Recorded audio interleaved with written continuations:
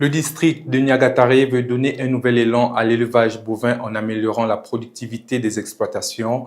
Les autorités ont réuni à Kigali des éleveurs qui résident dans la capitale mais possèdent des fermes à Niagatare. L'objectif est notamment de faire passer la production moyenne de lait de 2,3 litres à 6,3 litres par jour et par vache dès l'année prochaine, puis à 15 litres dans les 3 prochaines années. Les autorités insistent sur l'amélioration de l'alimentation, de la génétique, de la gestion des fermes et du suivi des animaux. Détail en reportage.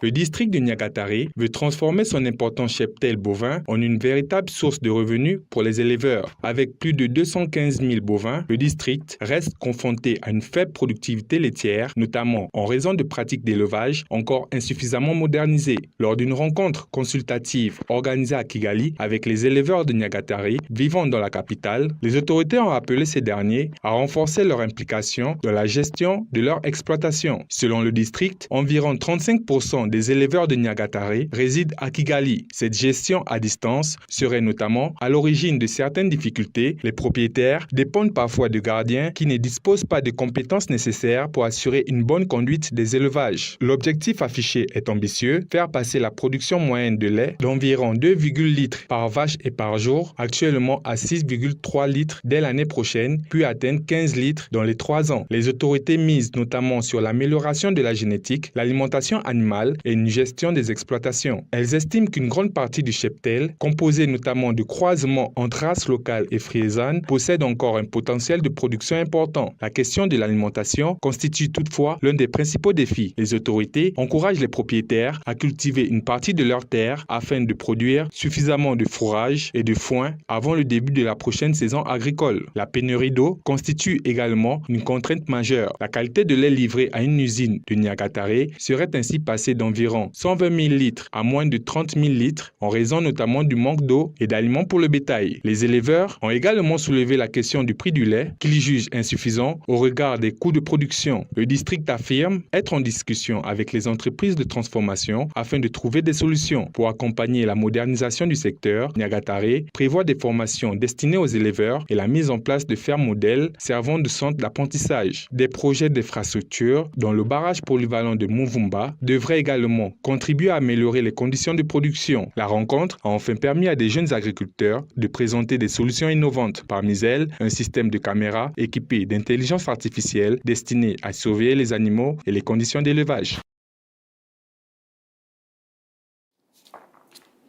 Avant l'actualité internationale, place à la rubrique publicitaire.